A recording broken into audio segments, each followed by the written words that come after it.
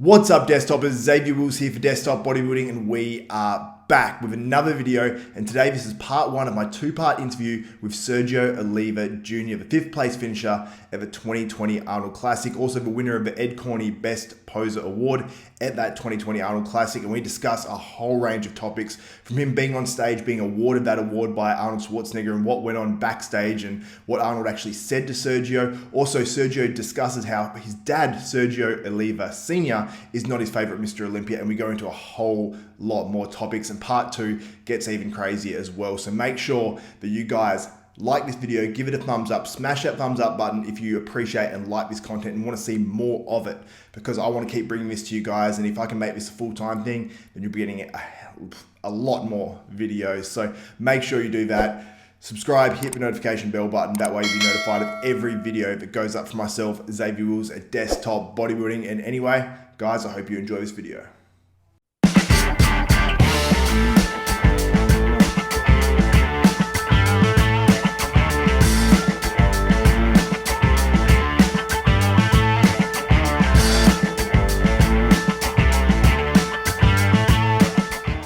Welcome back to Desktop Bodybuilding. I'm Xavier Wills, and today I'm joined by a man who won the New York Pro, just placed top 5 in the 2020 Arnold Classic, and now he's stuck in Australia. I'm pleased to welcome Sergio Oliva Jr to Desktop Bodybuilding. Sergio, how are you doing? You got a beautiful view there in the background of the Gold Coast in Australia. What's happening? Yeah, I know. What's not happening, right? It's so crazy. Yeah, I mean, it's still kind of wild. I'm still just really thankful that I was able to do Ohio, at least. There was a lot of people that even were making their pro debuts in Australia, and they dieted for 5 months just to get pulled out the week before. So as much as I wanted to move up and progress and really, because the Australian show was more important to me, as my fans know, that was way more important to me than the show in the States, as this is like my second home. And there was a lot of important people that were going to be coming to watch me at the Arnold, so I was very excited about it. But at the same time, I'm just so thankful that I was able to at least show something, you know, because I took 2 years off, which was a huge thing. I lost my sponsors and just lost a lot of, even fans and just support. And that's just what happens in this sport, unfortunately. But it's something you have to do every now and then to actually make significant gains. So I'm just glad that I was able to do all that. I couldn't imagine taking that time off just to have it pulled the rug from under me. I couldn't even imagine. Yeah, so before we get into the Arnold Classic and everything that went down there and all the topics around that, I want to ask, obviously you're in Australia, you're here right now. Are you going to be staying here for an extended period of time? Because this whole virus thing that's going on is crazy and it's unprecedented. So are you staying in Australia until you basically get the go-ahead to go back to the US? Yeah, a lot of people were messaging me once I got here, and they're like, "Oh man, I'm so sorry that you flew all the way there and the Arnold was canceled." I already kind of had an idea that it was going to be canceled before I got on the plane. But like I said, this is my second home. I was coming no matter what. And if anything, I wanted to hurry up and get on the plane before they stopped that from happening, even if the Arnold was canceled. And then I had it already planned that me and my family were going to kill the Arnold, do really good, and then go on a holiday to Queensland. So we already had this trip booked anyway. So when we got to Melbourne, we landed, it was like immediately canceled. Like I talked to Doherty and he was talking about how it's probably not going to happen. So then I just kind of I was able to spend time with my second family that I have out here. So that was really cool. I spent time in Melbourne for about a week and a half. And then I got hint that they were even going to close flights to Queensland. So then I was even stressing about, man, now I'm not going to be able to even do that trip. So we actually hurried up and got on a plane and got here. And the next day they stopped flights from coming here. So then we were already going to be here for a week. And then right when we were going to go back to Melbourne, they canceled my flight. So then I was stuck here. So I just renewed this hotel for another week. And it's been great. It's really, I wish I was lifting more than I was. But if that's my biggest gripe in life, is that I wish I was working out more and I'm living in this atmosphere, then it's not that bad of a life. But yes, I am stuck here. I do plan on going back to Melbourne probably by the end of this week. I'm going to check flights and stuff like that. And then I'm going to stay there. Realistically, even if they open up the border again to the States, California is really bad. So all the gyms are closed. So there's no really point for me to fly back to the States just to be sitting around. At least here I can work out, and at least I'm here spending time with family and stuff like that. So I'm going to fly back to Melbourne probably in a week, and I'm probably going to stay there maybe till May. So we'll see. Yeah, wow. So I saw obviously he's training with my good friend Aaron Polides up there in Queensland on the Gold Coast in his little garage pretty much. And it's funny to see, obviously, like he came ninth in the 212 Olympia. You're obviously, you know, a Mr Olympia competitor, top 5 in the Arnolds. It's funny to see you two dudes training together with not too much weight in a garage in Australia. It's such a weird idea. But where else have you been training while you've been here? Yeah, just like little smaller gyms. I'm not supposed to say where because I'm not supposed to be working out in them. They're not supposed to be open. But yeah, that was really cool. And it actually is just really a proof that, especially on the pro level, we all stick together. And no matter what, when I've heard stories, even, you know, because Cormier's with me too, Chris Cormier, and he's told me stories that he travels to one place and he would need help. And there's just so many pros that they come forward and lend out a helping hand. And Aaron was a perfect example of that. I got here, I had known really anything, and he kind of took me in and helped me out. I've never met him before. He brought me to his house, and yeah, I think it is really cool, especially if you're a real bodybuilding fan, seeing two pros, different classes from different countries, you know, training together in a small ass gym. We literally were just making shit up, you know, like the old days, with whatever he had available. But it was really cool, and I'm just so grateful for him and Sam Pierce too. They really have extended out a helping hand to help me out while I'm here, because I really don't know anyone here in Queensland. Melbourne's my second home, so that's why I want to get back there, because I definitely have way more connections out there, and this was more of a holiday. But this was just so cool to come out here, and I'm going to go train with him here pretty soon too after I'm done with this. And I just really am enjoying the time, you know, out here. And I even told him everything happens for a reason. It's so crazy that, you know, all this bad stuff happened, but now look at all these new people I'm meeting and these new connections I'm making. And it really is more taking my hat off for just Australians in general. This is how it is across the whole country. And no matter where I go, I get the same feeling, not even just pros, just the bodybuilding community, the fitness community. The fans are above and beyond the ones in the States. I think they're just more appreciative of bodybuilding and what we do and what we do to our bodies. So it's just night and day different compared to the States, and that's why I think I love it out here. I used to live here. I used to live in Melbourne. So how long did you live here for? Because I have heard that, and while you was living here, I didn't even know. So I was like, that's crazy. Sergio lived in Australia. So how long were you living here, and when was it? Yeah, it wasn't long. I came out here while I was dealing with visas with my wife and stuff like that. So I came and stayed out here for a good little bit, but it wasn't too long. But yeah, no matter what, I packed up all my stuff. I put everything I had into a storage and came here on a one-way ticket. I had no idea when I was going to leave. So it was crazy. But I got a job here, or a job in Melbourne, and I was working for a little bit. I was doing some trainings, but it was cool. I like driving in Australia. I love just being able to put myself in a situation and then like survive. Yeah, that's cool. And I love that you're taking the positivities out of this actual, you know, negative situation, which is pretty cool, because some people are, you know, feeling sorry for themselves and then, you know, going down a negative pathway. But I'm trying to do the same thing as well. And I've even noticed positives out of it. Like me and my partner's relationship is actually better now because we're putting more time into that sort of thing. So there's positives that can come out of it. And I feel like that's what you're sort of drawing on, which I think is really, really cool. But let's get into the Arnold Classic. Now, you placed 5th, which is an amazing achievement in what was an outstanding lineup. It was really, really good. From pretty much, you know, first place to 10th place was quality. So that's an outstanding placing, especially for your first Arnold Classic. Now, you obviously had won the New York Pro a couple of years prior. What meant more to you, and what do you think was, I suppose, a better achievement? Ooh, so yeah, people keep asking that. It's just so much different because New York was a completely different situation. I had a sponsor that pulled out last minute. I wasn't able to afford my bills. I wasn't afford a flight, a hotel, even anything to get to New York. I was scrounging around last minute to even just find money to even arrive in New York, you know? So that was a whole nother level because it was make or break. That was like the epitome of make or break because I don't even know what I would have done if I had lost. I wouldn't have had money to fly back home. And if I had really lost significantly, realistically, I probably would have went back to school. I probably would have had to have got a job. I probably would have, I don't want to say stopped bodybuilding, but I wasn't going to be able to do it full time anymore because I had literally put every dollar I had into it. And I went full broke into that show. Like I said, not even having a flight back home.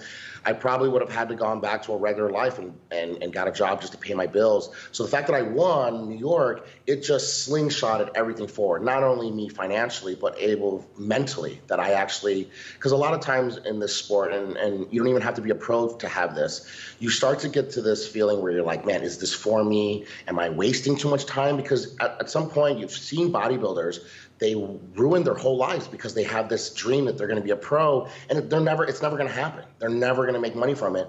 And then they put 10, 15 years into it, and then it fails, and then now they have nothing to back up on. So no matter what, every bodybuilder goes through that period where you're like, is this when I should get out and start actually having a plan B, But sometimes when you have a plan B, it messes up your plan A. So me going all out into plan A and not even having a plan B worked. But if I had lost New York, it would have been a completely different situation. It would have been, you're an idiot, you put everything into it, and you completely ruined your whole life. So it just ended up working out, and New York will always be very special to me. Not only was it my first pro show, it actually made me realize this is for me, and I am in the right place. And even if things don't go well in my life, I can still perform well on stage. But the Arnold is a different level because New York, yes, I won the show, and I said this the day after I won New York, is that it was a great achievement. It's the third hardest show in the IFBB, but I didn't beat anybody significant.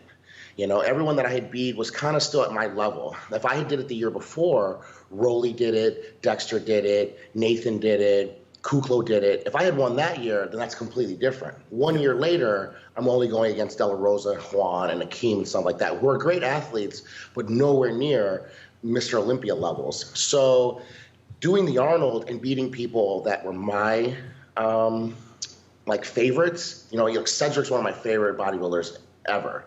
And to be able to beat him and to know that there was 5 past champions, a Mr. Olympia in it, and yeah, I'm in the top 5, really could have even been top 4. It just was like a different level. The New York was like more for me to know that this is for me and I am in the right place. But I feel like when I did the Arnold, it let the whole world know that I'm in the right place and I am where I belong. So that was just a different level. And it's cool too to be backstage, and now I'm talking to like Dexter and Victor and all these people that have won these shows before. And now, and people want to, and I'm sure you want to talk about this too, is the Arnold, me talking to Arnold. And that's the little I'll say about that is it was the first time everyone talked to me as me, not someone's son. Yeah. Even after I won New York, Arnold, Dexter, every athlete, everybody in the sport still talks to me as someone else's son who just happened to win a show. At the Arnold, after, the prejudging was done, I could tell people were talking to me different. It was just a different type of respect. It was a different type of eye contact. And that's just something you can't buy. And that I'll never forget is how they treated me backstage. And I really felt like I was one of them. That's really cool. And that's some questions I want to ask later as well, and ask about that whole thing, because obviously your name is your dad's name. It's just the only difference is senior and junior. And it's almost like, we'll talk about it a little bit more later, but LeBron James calling his son LeBron Jr., he actually said he regrets that because he's like, I put this burden on my son. It makes it really tough. So, but we'll get into that a little bit more later. Now, I want to ask you, how do you feel that you looked at the Arnolds, and how do you feel about your placing? Do you feel like your placing was fair and that's where you should have placed, or do you see yourself maybe being a little bit higher? It was really good for me to take those 2 years off because I was able to just gain. No dieting, no cutting, no taking time away from that. But the downside is that then people forget about you, and not just, like I said, not just the fans, but also the judges. So when I came out at prejudging, they already had their 6, maybe even 7 that they wanted to look at. So when I came out, it was the best condition I've ever been in my entire life. And I really feel like the only person who was maybe more conditioned than me was maybe Bonak, So I knew I was one of the best conditioned in the show, and then I wasn't in the first call out. And it was the first time ever where I'm not in the first call out of a show that I've done. And I'm just looking around like, man, I'm starting to have those feelings again. Like, am I crazy? Maybe I'm not as good as I think I am, and maybe I'm out of my league. And all it was is just that's just how bodybuilding is. And a lot of people always blame politics, or they get mad and stuff like that. It's a bunch of human beings having to look at people for a few seconds, and you have to place them really fast in your head. And that's very hard. I tell people all the time, if you really want to know how a show is judged, do a test judging. You can always test judge. You can sit there and you do a practice test. And I did that one time before, and it blew my mind how fast you have to put everybody in their placings. Each pose, you got this person's back double by in second, but you have this person's front lat spread in first, and it's just so fast that you just get lost in the shuffle sometimes, and that's what happened at prejudging. And I wasn't in the first call out, and it was very scary. But luckily, because I was so conditioned, it was such a tension-grabbing condition that when they brought me back out, they actually made another final call-out right at the end where they brought me and Cedric and Kuklo and a couple guys that were really close. So they only did that because I came out and they were like, oh, hold on a second, we want to see these guys together. So right at the end of prejudging, I technically wasn't in the first call-out, so I left prejudging kind of upset, and I was thinking I never even got to stand next to a couple people, which is very disheartening. It happens in the sport. Sometimes you'll see fifth place never stand next to fourth, and that's shitty. It's really shitty for that to happen, but it just does. So after prejudging, we just stayed on it, we just really tried to dry out a little bit more. And I actually think my condition was better at prejudging than it was at the night show. But thank God the Arnold and the Olympia, and this is what I tell people all the time, if you want to go to a real show, go to the Arnold and the Olympia, because it is not ran like an NPC show. It's not ran like a local pro show. They will judge you just as much the second time at night at the night show than they did at prejudging. And they did. And thank God they did, because then I moved up 2 spots. I definitely was battling for like 7th after prejudging. That's where I was. And I was so glad that they gave us one more turn, and then they did. They put me next to Kuklo. And of course, I do think I beat him, and I think a lot of people think I should have beat him, but I was just so grateful that I got to stand next to him that I was okay with that. Just as long as I got a shot, I was happy with that. And this guy's done, I don't know, like 10 Arnolds, and he's been around for a while. And I just told myself that this was great. I got to be top 5 because this is the first time that we have a show and almost everybody's in it. Usually when you do an Arnold, you have to say, okay, well, you got this place, but you got to add Sean and Phil and blah, blah, blah. Except for Brandon Curry, everyone was almost in it, maybe besides Hottie, and then Flex Lewis is going to switch to the Open. So you kind of knew where you were in the world from that show. So that was really cool to know that I'm top 6 or 7 in the world right from there. But I wish I could have moved up another spot. That would have been cool. It would have been nice financially, of course, but I'm so happy and I'm so elated on every level that I got to do that. And I really feel like, and me and Cormier talked about this, sometimes you can get a worse placing, but you can go home being the talk of everyone. And I feel like I won the Arnold. I really do. I feel like Dexter retired, which was such an amazing moment that I was able to be a part of that. But I feel like everyone was talking about that moment with me and Arnold, my routine and stuff like that. And sometimes that ends up helping you out long run better than even just an extra $5,000 would have with another placing higher. Absolutely. And I sometimes say to people, like, if it's close between 2 guys in a, just say a smaller show or whatever, even an Arnold or whatever, and, the guy that maybe less people had winning actually wins, they actually almost lose fans, and the guy that comes second actually gets a lot more popular and a lot more popularity. And I feel like with you, with the Arnolds, that whole, Arnold speech, which we'll touch on now, not speech, the interview that he did with you, and you getting him to hit the victory pose and stuff like that, I was watching it, and that was giving me goosebumps. I was like, that is so cool that it's such an iconic bodybuilding moment, because obviously the history with your dad, and now you're coming really into your own as becoming a top pro. It was just, for me, I was like, I'm a bodybuilding sort of historian sort of guy. My dad used to compete as well, and I was like, my dad used to talk about your dad, that's how I found out about all that sort of stuff. So to see that actually happen and to watch that live, I was like, that is damn cool. So how was that experience for you, and how did you feel, prior to walking out on stage before receiving that award, and what did it, I suppose, mean to you, and how did you feel walking off stage?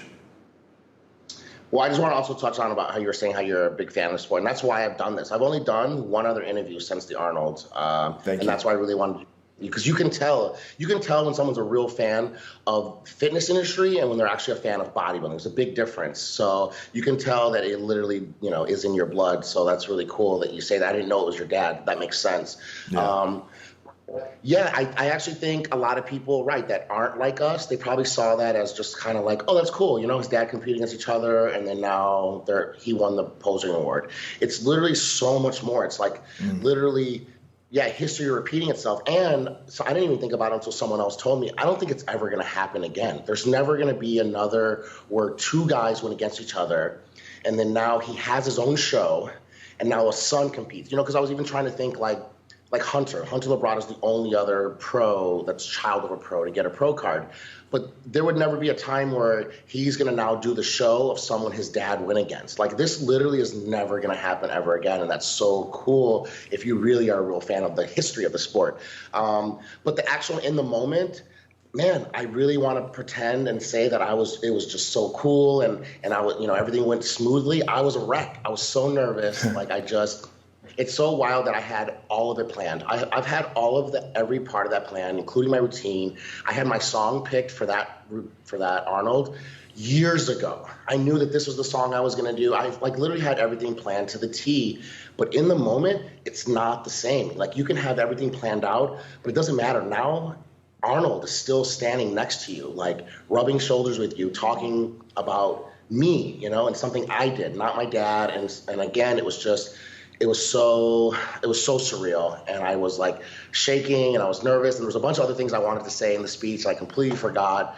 But yeah, it just reminded me too that, man, this is bigger than all of us. And sometimes it might seem like a small little show or just a 3-minute routine, but man, it could really not only change my life, but it's changing other people's lives that maybe even watched it and now have hope, and they're going to put more emphasis into their routine. Or maybe they were watching them, they're like, man, you know what? I want to do that. I want to stand next to Arnold while he talks about my routine or something like that. So I think that just put a lot of things into motion that weren't really happening in the sport anymore. There wasn't any cool shit happening in the sport anymore, and there hasn't. It's been very boring. It has, unfortunately, and that's what I talked about, is that nowadays all the media people, they're just looking for clickbait stuff. They're looking to start drama, and you talked about it a little bit too, the stuff before with Patrick and going into the show, and there was just this like made up beef because this sport is so boring. So I'm hoping that something as simple as that show could change it and make it into it can be exciting in a positive way. It doesn't have to be exciting like, oh, this person's going to beat this person's ass. Like, I think it's just going to be different in the future. And there's a lot of things that I want to change. But talking to Arnold, actually talking to him backstage was more significant than what he was doing on the mic. Because on the mic, he had to give the, like, your father and, back in his day and blah, blah, blah, and we're proud of you. But backstage, he was talking to me like, man, I think you're going to be the future of this sport. And I really think that he wants to do some stuff with me together, wow. Like going forward. Yeah, so do some like pumping iron type stuff, my generation pumping iron. So I think there's a lot of things that are about to happen. That was really cool. But Arnold is Arnold, You don't even have to be the biggest bodybuilding fan like me to know that when this guy's just having a conversation with you about getting together, it's just so cool. It's just so cool, and I'm just so happy that I was able to do that. But I definitely tore my body up. My body was so messed up. I almost fell down the stairs in my routine because I wanted to do the pose in front of the statue. So there's a lot of things that were even happening people didn't even know. There was so much that could have gone wrong, and thank God nothing went wrong. It went perfect. I was so happy. Yeah, and it seemed like you had a really good prep as well, because and an off season as well, because you actually mentioned that you hadn't had an off season where you hadn't had heaps of drama and all that sort of stuff. So it was really cool that you got a good run at it, and we got to see what you did with your physique. And from that New York Pro, I think you made huge improvements. What was the weight difference there? Well, from New York, it was a big difference because that was like 4 years ago. But just from the last time I did the Olympia, which was 2 years before. Or a year and a half before the Arnold, it was 13 pounds, so that's what, 5 kilos? Yeah, about 5-6 kilos, yeah. Yeah, so that's what I made in that one off season, which is huge. Sometimes it takes people years to do. But you're right. I didn't do anything different. I didn't do any workout. I mean, of course, I had Cormier the last 8 weeks, which was really great, and he was able to bring out so much detail and make me into a completely different bodybuilder.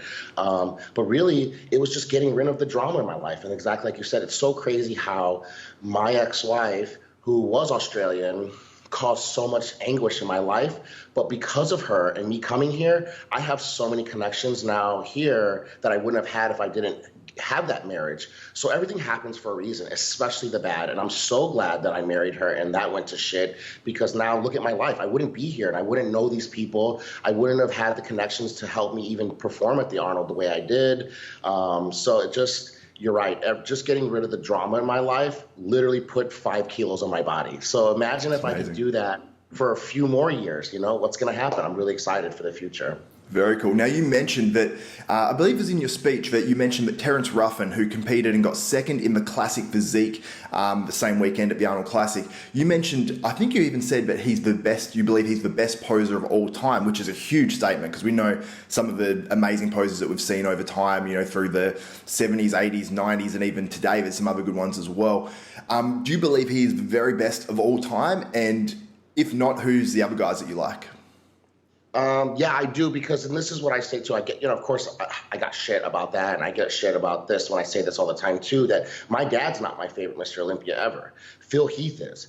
I feel like there's so many different eras, and one has one thing, and then the other has something completely different, but it's really hard to have all of them. And that's, to me, what makes somebody the best. So when I tell people that my dad's not my favorite Mr. Olympia and Phil Heath is, they flip out. But what I'm saying is back in the day, they had the shape. Man, they had small waists, and the silhouettes were amazing. But if you turn the lights on, their glutes weren't shredded. They don't have Christmas trees really until later on, like around Samir Bannout days and stuff like that. Just that grainy shreddedness, it didn't exist with my dad's day. Yeah. So to have Phil, who at least the first 3 or 4 years that he won, he had a small waist, he had that silhouette. So if you put a spotlight over him, he would have looked like the old guys. But if you turn on the magnifying glass, which is what we get today that they don't, he had every bit of detail. So Terence is that same thing. In the back in the day with the posing, they had great transitions, and they were very slow, and they would hit poses very strong, and it was just very adamant. But it wasn't to the music. It was not hitting it to the beat. And I love rhythm, and I think being able to pose fast and then hit a pose really slow and doing stuff like that to a song that maybe we're hearing on the radio, I think is really cool.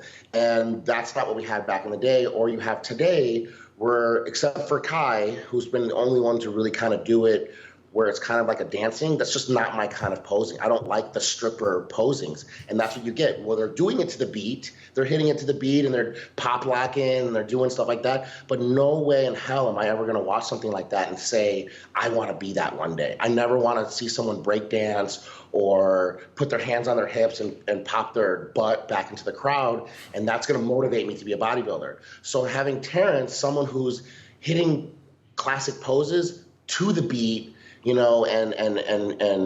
I don't know, like doing it in a way where it's old school and new school together, I think is very hard. And that's why I said I think he's the best poser of all time, because I can watch his routine and it's entertaining and motivating at the same time.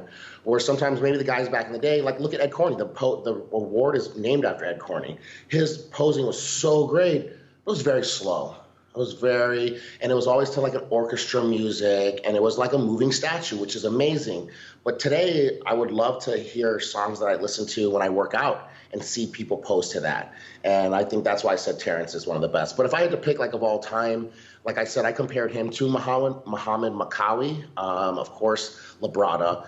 I even like Melvin Anthony and Durham Charles, because they're now on the newer where they're hitting it to the beats, because it's like baseball. So in America, we have baseball stats, and they have this thing where they say it's before or after when the baseball changed. Before baseball got, to monster sluggers, the stats don't really mean the same. But in the newer day, it's a little bit different. So that's the same thing with bodybuilding. You can have certain stats and you can be the best, but it was only because it was kind of easy back then. And it was. There was maybe 10 guys in the world. Like my dad won in a Mr. Olympia. People don't even know. He won a Mr. Olympia uncontested. No one showed up. It was because, second place, you probably didn't win any money and everyone was afraid of him. But that would never happen today. You would never be able to go into a show and there's just not that many people existing. So comparing old stats with new stats, it's just really hard because we're talking about 50 years difference. But I would say, of course, Ed Corney, I really like people that pose and make themselves look better than they are. So sometimes giving the illusion that you are bigger, like a Frank Zane. Sometimes is actually even better posing than even me or Terence hitting beats perfectly when this guy made himself look like he weighed 50 pounds more than what he did. So I think that's a really cool thing to be able to do. But those are my favorites. Those are the people that I study the most. Muhammad Makawi, I think it's very hard for people to do posing where you'll hit a pose hit something in between the beat, and then nail it with the next beat. And that's very hard to do. And Muhammad was doing that back in the day, where he would just throw his hands out, switch sides, have it, and come back. Where maybe Ed might be slow, take the whole time, and then he'll hit a pose. So it's just, it depends on what your preference is. I like fast and slow, and that's kind of what I did at the Arnold.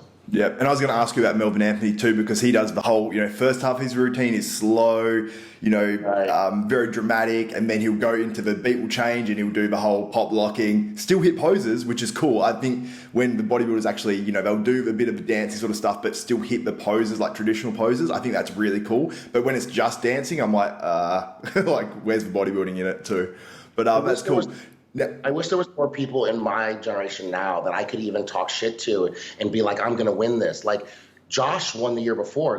There was no even a contest, and I wish that there was better people. And I want other bodybuilders. I want actually bodybuilding to judge the routines in other shows than the Arnold. And I think that across the board would help, because here we are, they're giving out $10,000, 10 grand for 3 minutes. How can you make 10 grand any other way in 3 minutes, It's so crazy, and they still don't do routines. And I bet you people don't know, the routines used to be judged as points, and it would go towards your score. And that's why posing was better back in the day. Because if you told me on one of the days out of the week, I just had to practice my posing and it's going to make my placing better, you're going to do it. Yeah. But nowadays, we have to train glutes, hams, all these adductors, all these things that they didn't train back in the day. I get it. Sometimes these guys just like, man, screw the routine. It's not going to help me anyway. And I think a way to help that across the board is if the judges just made that a scored part, because I wish there was somebody, unless Kai Green comes back, there is no one who's ever going to win that award over me. I'm going to win it every single year. And I said this before I won it. People were like, oh my God, he's so cocky saying he's going to win the award. I literally said, it's not because I'm that good. I wish it was because I was so good. I wish I was like Kai Green and I knew no matter who showed up, I was going to win the best poser award. No, it's because everyone sucks. Everyone's putting no effort into the routine. So you could literally do less than bare minimum and you're going to win 10 grand. It's so easy. Yeah. So I just wish, and I hope maybe some people will watch this and maybe some up and coming open guys will be like, man, you know what? I want to go at that with Serge, So I think that would be cool maybe in the future that I could start a little rivalry with someone. I would love Terrence to go to the Open. That would be really cool, but it's just not going to happen. So that's it for part one of my two-part interview with Sergio Oliva Jr. Hope you guys enjoyed part one. Part two starts off amazing, where we discuss his rivalry between Akeem Williams and Patrick Moore and what went down at the 2020 Arnold Classic. So that's one not to be missed.